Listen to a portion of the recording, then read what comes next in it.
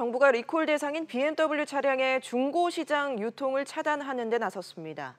하지만 불안감은 여전히 잦아들지 않고 있는데요. 취재기자와 함께 자세한 얘기 나눠보겠습니다. 이대종 기자가 나와 있습니다. 이 기자, 네.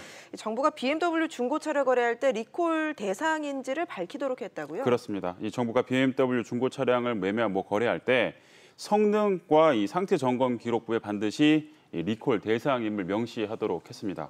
물론 이미 차량 연식 등을 통해서 특정 차량이 리콜 대상이다라는 점을 이미 밝히긴 했지만 소비자들에게 재차 그 여부를 리콜 대상 여부를 확인시켜주겠다 이런 뜻입니다. 네. 또 중고차 매매업자에게도 이 긴급 안전 진단과 리콜 조치를 받은 후에 그런 후에나 차량 판매할 수 있도록 그렇게 조치를 취해놨습니다.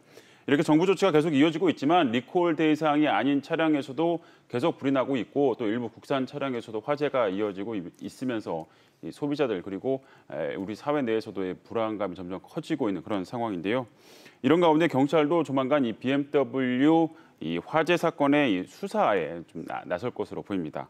어제 BMW를 이 자동차 관리법 위반 혐의로 고소한 피해자들, 그러니까 고소한 이들을 불러서 조만간 조사에 나설 것으로 보이는데요. 현재 일정 조율 중에 있습니다. 네, 이 기자 얘기대로 리콜 대상이 아닌 BMW 차량에서도 화재가 나고 있기 때문에 그렇습니다. 조사를 전면적으로 다시 해야 되는 거 아니냐 이런 지적이 나오고 있습니다. 그렇습니다. 말씀하셨던 대로 이번에 리콜 대상에서도 분류되지 않은 차량에서도 불이 나고 또 원인은 다르지만 일반 국산 차량에서도 지금 불이 나고 있으면서 일각에서는 전면적인 재조사가 필요한 것 아니냐 이런 지적이 나오고 있습니다.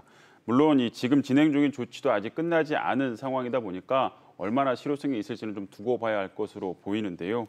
일각에서는 정부가 리콜 대상 BMW 차량에 대해서 강제 검사 명령을 추진하고 있다 이런 이야기까지 나왔습니다. 이 부분을 확인해 보니까 정부는 아직 결정된 바 없다 이렇게 이야기를 했습니다. 네. 결국 BMW 사태에 대해서 이 사회 내에서 여러 가지 이야기가 나오고 있다는 것은 그만큼 우리 사회 내에 이 BMW 차량을 바라보는 불안감이 커지고 있다 이렇게 보시면 될 것 같습니다. 네, 또 BMW가 이 화재 위험을 사전에 알고 있었음에도 별다른 조치를 취하지 않았다 이런 지적도 나오고 있습니다.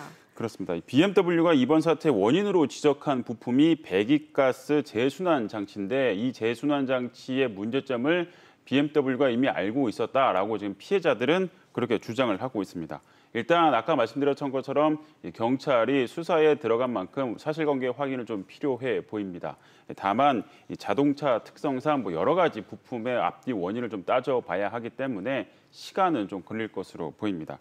BMW는 물론 이 정부도 아직까지 이 부분에 대해서는 아직 공식적 입장을 내놓지 않고 있는 그런 상황입니다. 알겠습니다. 이 기자 얘기 잘 들었습니다.